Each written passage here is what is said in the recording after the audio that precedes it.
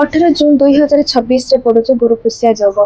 ଗୁରୁ ପୁଷ୍ୟା ନକ୍ଷତ୍ରକୁ ଗମନ କରୁଛନ୍ତି। ଏଇ ଦିନଟି ଆମ ପାଇଁ ଏତେ ସ୍ପେଶାଲ, ଏତେ ପାୱାରଫୁଲ ହେଇଥାଏ। ଆମେ କୌଣସି ବି କାମ ଆରମ୍ଭ କରନ୍ତି, କାମ ଆମର ସକ୍ସେସ୍ ହେଇଥାଏ। କୌଣସି ଇନିସିଏସନ ହଉ, କୌଣସି ମାଙ୍ଗଲିକ କାମ ହଉ, କୌଣସି ବି କାମ ହଉ, ଏଇ ଦିନରେ ସକ୍ସେସ୍ 100% ହେଇଥାଏ। ଦିନକୁ ଆମ ଜୀବନକୁ ବେଟର କରିବା ପାଇଁ, ଆମ ଘରେ ଧନର ଅଭାବ ନ ରହୁ, ସେଥିପାଇଁ ଗୋଟେ ଛୋଟ ରିମେଡି ବତାଉଛି। ଆଉ ସ୍ପେଶାଲି ଯୋଉମାନେ ଗୁରୁ ମହାଦଶା ଦେଇକି ଯାଉଛନ୍ତି ବା ଗୁରୁ ଅନ୍ତର୍ଦଶାରେ ଅଛନ୍ତି, ସେଇମାନଙ୍କ ପାଇଁ ତ ଏଇ ରିମେଡି ନିହାତି ଜରୁରୀ। ଯଦି ଆପଣ ମାନେ ଏଇ ଭିଡିଓଟି ଦେଖୁଛନ୍ତି, ନିହାତି ଭାବରେ ଏଇ ରିମେଡିକୁ ଆପଣ କରନ୍ତୁ। କଣ କରିବେ? ଗୁରୁବାର ଦିନ 18 ତାରିଖ ଗୁରୁବାର ଦିନ ଆପଣ କଣ କରିବେ ନା, କଦଳୀ ବୃକ୍ଷ ମୂଳରେ ଆପଣ ହଳଦୀ ପ୍ଲସ୍ କେଶର ମିଶା ପାଣି ଆପଣ ଗୁରୁ ବୃହସ୍ପତିଙ୍କର ନାଁ ନେଇକି, ଗୁରୁ ବୃହସ୍ପତିଙ୍କର ବୀଜ ମନ୍ତ୍ର ଓಂ ଦ୍ୟାಂ ଗ୍ରୀಂ ଗ୍ରୌಂ ସହ ଗୁରୁବେ ନମଃ ମନ୍ତ୍ର କରିକି ଅର୍ଘ୍ୟ ଦିଅନ୍ତୁ।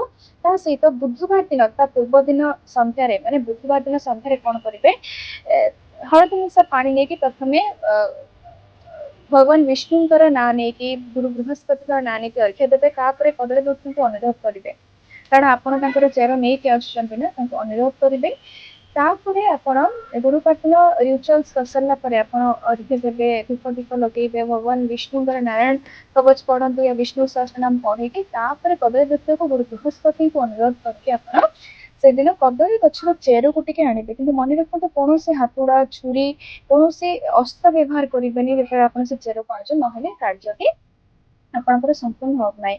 ତେଣୁ ଚେରଟାକୁ ଆପଣ ଆଣନ୍ତୁ। ଚେରକୁ ଆଣି କଣ କରିବେ, ତାକୁ ଗଙ୍ଗା ଜଳରେ ଧୋଇଦେବେ। ଗଙ୍ଗା ଜଳରେ ଧୋଇକି ତାକୁ ହଳଦିଆ କପଡାରେ ଘୋଡେଇକି, ଟିକେ କେଶର ବି ଚାହିଁଲେ ଲଗେଇ ପାରିବେ, ହଳଦିଆ କପଡାରେ ଘୋଡେଇକି ଆପଣଙ୍କର ପୂଜା ଘରେ ପୁଣି ଥରେ ତାକୁ ଧୂପ ଦୀପ ଯଦି ପାରିବେ, ଯଦି ଆପଣଙ୍କୁ ସମ୍ଭବ ହଉଛି, ବୁଟ ଡାଲି ଉପରେ ତାକୁ ଥୋଇଦେବେ। ସେ କଦଳୀ ଗଛର ଚେରକୁ ବୁଟ ଡାଲି ଉପରେ ଥୋଇଦେବେ। ଥୋଇକି ତାପରେ ଧୂପ ଦୀପ ନୈବେଦ୍ୟ ଦେଇକି ପୂଜା କରିକି, ଗୁରୁ ବୃହସ୍ପତିଙ୍କର 108 ବୀଜ ମନ୍ତ୍ର ଓಂ ଗ୍ରାମ ଗ୍ରୀମ ଗ୍ରୋମ ସହ ଗୁରୁବେ ନମଃ ଜାପ କରିକି, ତାକୁ ଆପଣ ସେଦିନ ଆପଣଙ୍କର ଘରର ଯୋଉଠି ଆପଣ ପଇସା ରଖୁଛନ୍ତି ସେଠିକି ରଖିପାରିବେ, ନହେଲେ ଆପଣ ନିଜେ ଧାରଣ କରିପାରିବେ।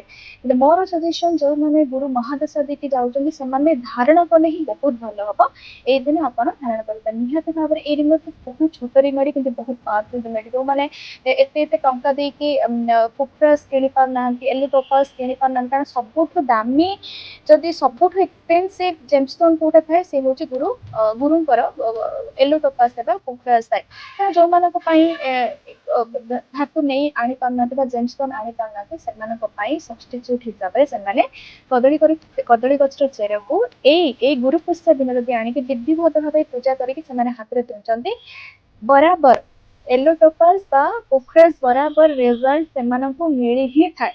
ନିହାତି ଭାବରେ ରିମେଡି କରନ୍ତୁ। ଆଉ କମେଣ୍ଟ ବକ୍ସରେ ନିହାତି ଜଣାନ୍ତୁ ଆପଣଙ୍କୁ କେମିତି ରେଜଲ୍ଟ ଆସୁଛି। ଜୟ ଜଗନ୍ନାଥ।